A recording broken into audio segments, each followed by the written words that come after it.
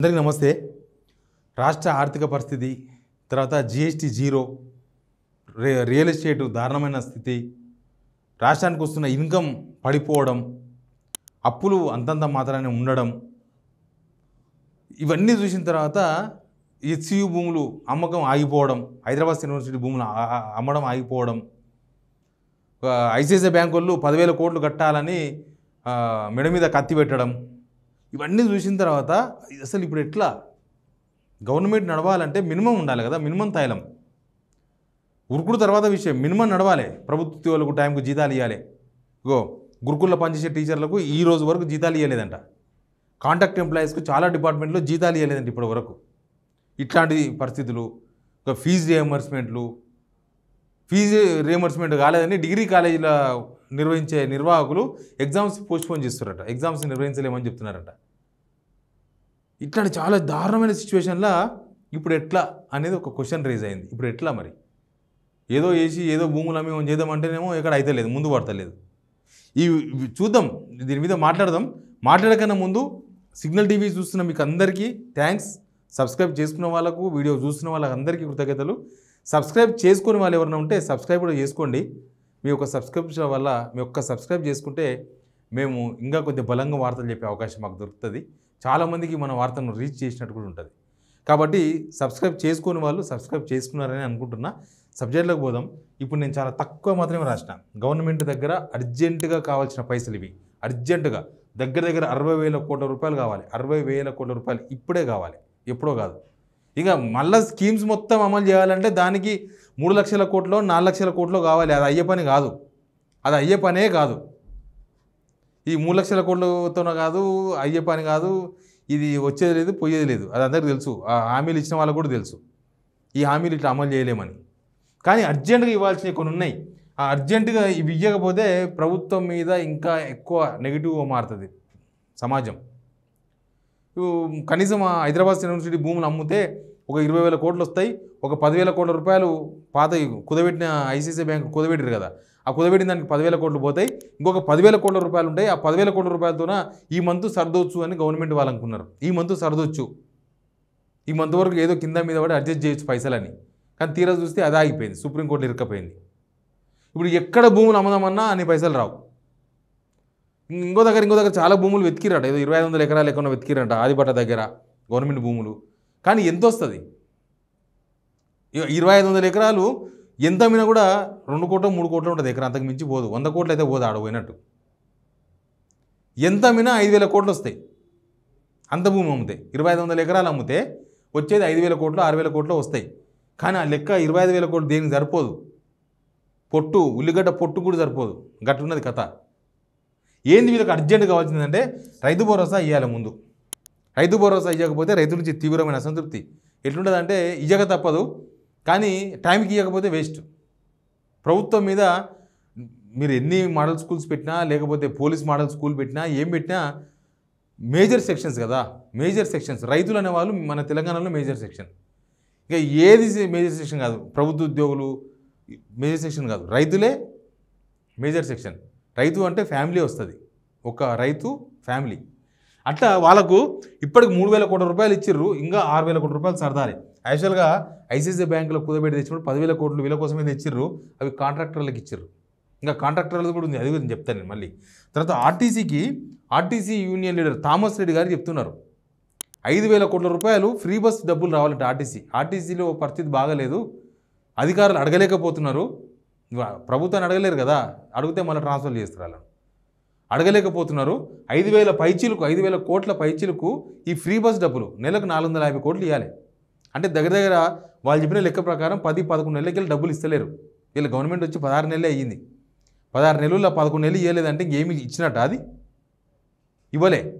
ఉత్తగా free bus scheme పేరు చెప్పుకుంటున్నారు, మేమే పెట్టినాం, 1 కోటి మంది మహిళలు తిరిగిరని చెప్తున్నారు తప్ప ఆ డబ్బులు ఆర్టీసీకి ఇస్తే కదా ఆర్టీసీకి డబ్బులు వచ్చేది. ఆర్టీసీకి 5,000 కోట్లు వాళ్ళు కింద మీద ఉన్నారు. ఇంకా ఆర్టీసీ వాళ్ళకు పిఆర్సీ ఇవ్వాలని వాళ్ళు పిఎఫ్లు వాడుకున్నారంట. పిఎఫ్లు ప్రావిడెంట్ ఫండ్ డబ్బులు యాజమాన్యం వాడుకున్నది. నెక్స్ట్ మంత్ 6కి వెళ్ళి మేము సమ్మె చేస్తున్నామని చెప్పి నోటీస్ ఇచ్చేసారు. ఇది రెండోసారి ఇవ్వడం. ఆల్రెడీ ఒకసారి ఇస్తే ఎమ్మెల్సీ పేరు చెప్పి తప్పించుకున్నారు. ఇది రెండోసారి వాళ్ళ పరిస్థితి. రుణమాఫీ ఎట్లుందంటే 100 నోములు నోమిపోయి ఎక్కడ చేతి కడిగినట్టు 11,000 కోట్ల రూపాయలు ఇవ్వాలి. ఇంకా చాలా ఊర్లలో రుణమాఫీ కాని రైతులంతా ఎవ్వరు పోయినా, ఎమ్మెల్యేలు పోయినా, కాంగ్రెస్ చిన్న స్థాయి లీడర్లు పోయినా, ఓట్లు వేయించిన కాంగ్రెస్ సానుభూతి వర్లు పోయినా రుణమాఫీ గురించి అడుగుతున్నారు. అది ఎప్పటికైనా ప్రభుత్వం చేయక తప్పదు. అది ఇంకా లాంగ్ చేసే కొద్దీ వాళ్ళకి ఇంట్రెస్ట్లు పెరిగిపోతున్నాయి. బ్యాంకులో ఇంట్రెస్ట్లు పెరిగిపోయి తెచ్చిన దానికి ఎక్కువైతున్నాయి పైసలు. ఇప్పుడు 2 లక్షల వరకు మేము చేస్తామన్నారు. 2 లక్షల పైన వాళ్ళు పైన కట్టుకోండి, మిగతా మేము కడతామన్నారు. పైన వాళ్ళు అందరూ కట్టుకున్నారు. తర్వాత వీళ్ళు కడతలేరు. ఇప్పుడు 2 లక్షల పైన అయిపోయినాయి మళ్ళీ అవన్నీ. ఇంకా 2,80,000, 1,50,000 కూడా 2 లక్షలు దాటిపోతాయి ఇప్పుడు. అట్లాంటి వాళ్ళు ఎదురు చూస్తున్నారు, అర్జెంట్ దీనికి పైసలు కావాలి. తర్వాత దీనికన్నా రుణమాఫీ ఎంత అర్జెంటో రిటైర్డ్ ఎంప్లాయీస్ 30 ఏళ్ళు 35 ఏళ్ళు సర్వీస్ చేసి రిటైర్మెంట్లో మనకు పైసలు వస్తాయి అనుకుంటే ఆ పైసలు వస్తలేవు. కోర్టుకు పోతే ఒకరిద్దరికి ఇచ్చిర్రు. 10,000 కోట్ల రూపాయలు పెండింగ్ ఉంది. వాళ్ళకి రిటైర్మెంట్ వాళ్ళకి ఇవ్వాలి, ప్లస్ ఇక్కడున్న ప్రావిడెంట్ ఫండ్స్ అవి ఇవ్వాలి, రిటైర్మెంట్ బెనిఫిట్స్ నేను చెప్పేది అవన్నీ ఇవ్వాలి. ఇక త్రిబుల్ ఆర్ భూసేకరణ చేసే బాధ్యత ప్రభుత్వాన్ని. ఇక్కడ ప్రభుత్వాన్ని చేస్తే వాళ్ళు రోడ్ వేస్తారు. వాళ్ళ అలైన్మెంట్ ప్రకారం ఇస్తే వాళ్ళే పైసలు ఇస్తారు. కానీ వీళ్ళ అలైన్మెంట్ అంట. ఎందుకు? మీసాలకు సంబంధం ఉండేలాగా. ప్లస్ మూసి అర్జెంటుగా 6,000 కోట్లు కావాలంట. అది కూడా పెట్టుకున్నారు వాళ్ళు. ఇంకా చాలా ఉన్నాయి. డిగ్రీ కాలేజీలు నేను చెప్పిన ఇందాక డిగ్రీ కాలేజీలకు 2,000 కోట్లు 3,000 కోట్లు ఇవ్వాలంట ఫీజు రియంబర్స్మెంట్. అది ఇవ్వకపోతే ఎగ్జామ్స్ నిర్వహించాలని చెప్పి వాళ్ళు ముందుకు వేసుకొని కూర్చున్నారు. తర్వాత హైదరాబాద్లో కాంట్రాక్టర్స్కు 600 కోట్లు ఇవ్వాలంట. ఇవి ఇవ్వకపోతే మేము ఇంకా మెయింటెనెన్స్ మొత్తం బంద్ చేస్తాం, ఇంకా మేము పనులు చెయ్యం, మాకు వద్దు అంటున్నారు. వాళ్ళు మీటింగ్ పెట్టుకుని నేను మొన్న కొండాపూర్లో. మేము ఇవ్వలేము, మేము చెయ్యలేము, మాతో కాదు, మేము ఇండస్ట్రీ తీసుకొచ్చి పనులు చేసినాం, మాకు పైసలు ఇవ్వని అడుగుతున్నారు. ఇట్లా ఇక మొత్తం వచ్చి గొంతు మీద పడ్డాయి. ఇంకా రేపో మాపో ఇదేంది ఆరోగ్యశ్రీ వాళ్ళు 3 months బ్యాకే స్ట్రైక్ చేసారు. వాళ్ళకు 3,000 కోట్ల రూపాయలు ఇవ్వంటున్నారు అంచనా దగ్గర సబ్జెక్ట్ టు కరెక్షన్. 3,000 కోట్లు ఇవ్వకపోతే ఆరోగ్యశ్రీ కూడా అక్కడ పేదలకు వైద్యం ఆగిపోతుంది. ఇక్కడ తడేమో ఆరిపోయింది, చూస్తేనేమో పెద్ద మోపాయి కూర్చున్నది. ఇవి ఎప్పటికప్పుడు ఇచ్చుకుంటూ పోతేనేమో ఏ గొడవ లేదు. ఇప్పుడు ఆర్టీసీకి ఎప్పటికప్పుడు ఇచ్చుకుంటూ పోతే ఏ గొడవ లేదు. ఇవన్నీ మాత్రం రొటేషన్ అవుతుంది. రైతుల భరోసా అవి ఇప్పటికే అయిపోవాలి. మార్చి 30కి డెడ్ లైన్.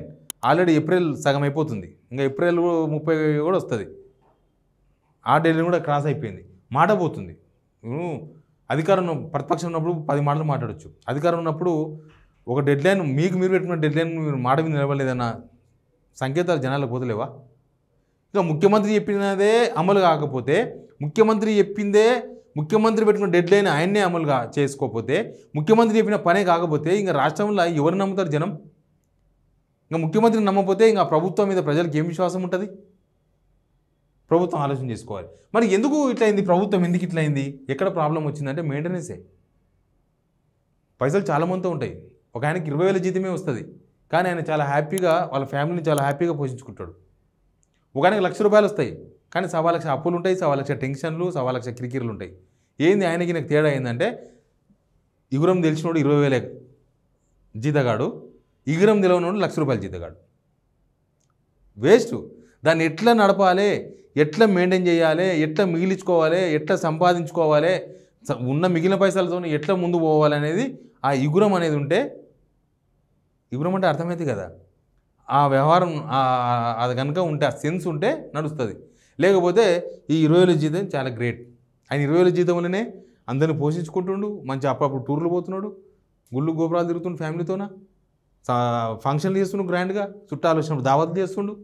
ఈయన అవేం చేస్తలేడు. ఎవరిది తప్పు దీనిలా? 1,00,000 రూపాయల జీతగాడు మెయింటైన్ చేయలేకపోతుండు. మన దగ్గర కూడా సేమ్ సిచ్యువేషన్. ఇన్కమ్ పడిపోవడానికి 100% కారణం ఈ గవర్నమెంటే. దానికి కేసీఆర్ కారణం కాదు, కేటీఆర్ కారణం కాదు, బీజేపీ కిషన్ రెడ్డి కూడా కారణం కాదు, బండి సంజయ్ అసలే కారణం కాదు. ఇన్కమ్ పడిపోతే ఎవడు కారణం? ఇన్కమ్ కనీసము కేసీఆర్ గవర్నమెంట్లో 14,000 కోట్ల రూపాయలు ఇన్కమ్ వస్తుండే నికరంగా. ఈ గవర్నమెంట్ వచ్చిన తర్వాత ఇది అంతకంతకు పెరిగి కనీసం ఒక 15,000 కోట్ల కన్నా తీసుకపోతే ఏమైనా లాభం ఉంటుండే. ఈ 14,000 కోట్లను తీసుకొచ్చి 9,000 కోట్ల దాకా పట్టుకొచ్చారు. కింద మీద వాడు కష్టపడి 9,000 కోట్ల దాకా పట్టుకొచ్చారు. ఇప్పటికి అప్పేమో 1,64,000 కోట్లు, 1,64,000 కోట్ల అప్పు అయింది. ఇప్పటికి 1,64,000 కోట్లు. ఆల్రెడీ ఈ మంత్ 4,100 కోట్లు, నెక్స్ట్ మంత్ 4,100 కోట్లు, ఇంకొక నెల 4,100 కోట్ల కోసం ఆర్బీఐ కాలు ఇండియన్ పెట్టింది గవర్నమెంట్. ఇంకా అవి అవి యాడ్ చేయలేదు ఇంట్లో. అవి యాడ్ చేస్తే ఇంకా ఎక్కువ అవుతుంది. మొన్న తీసుకొచ్చిన 2,000 కోట్ల వరకు ఆపిన. ఇవన్నీ చూసిన తర్వాత ఇంక ఈ 10,000 కోట్లు ఐసిఐసిఐ బ్యాంకు 10,000 కోట్లు ఇవ్వాలి. ఇవన్నీ చాలా చాలా లెక్కలు ఉన్నాయి. ఎనీవే ఇప్పుడు 60,000 కోట్ల రూపాయలు కావాలంటే గవర్నమెంట్ మినిమం మూవ్ కావాలంటే పరిస్థితి భిన్నంగా కనిపిస్తుంది. సిచ్యువేషన్ చాలా దారుణంగా కనిపిస్తుంది. వడ్ల కొనుగోలుకు పైసలు లేవంటున్నారు గవర్నమెంట్ దగ్గర. వడ్ల కొనుగోలు ఆల్రెడీ వడ్లు పోస్తుర్రు, ఐకేపీ సెంటర్కి వస్తున్నాయి. వడ్లు కొనాలి, రైతులకు పైసలు ఇవ్వాలి, తర్వాత సెంట్రల్ గవర్నమెంట్కి వెళ్ళి వస్తాయి.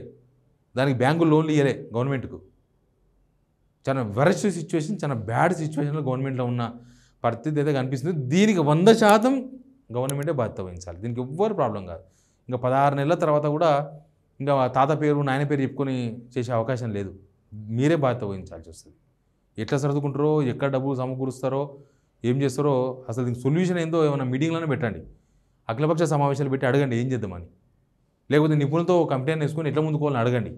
ఏదైనా చేస్తే ఏమైనా లాభం. కానీ ఉత్తగా ఇక పైసలు లేవని చేతులు ఎత్తేస్తే పరిస్థితులు చాలా దారుణంగా మారే అవకాశం ఉంది. Please subscribe signal TV.